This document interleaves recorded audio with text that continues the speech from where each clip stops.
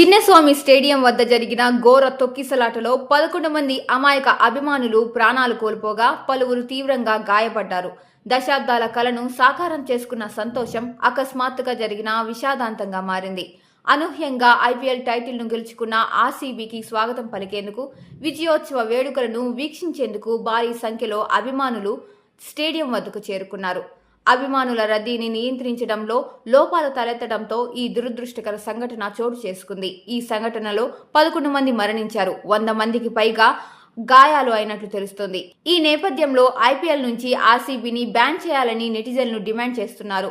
18 ఏళ్ల తర్వాత Kohli team IPL title గెలిచిందనే ఆనందం కంటే వీరి సంబరాల వల్ల 11 మంది మరణించారనే బాధే ఎక్కువగా ఉందని నెటిజన్లు అభిప్రాయం వ్యక్తం చేస్తున్నారు.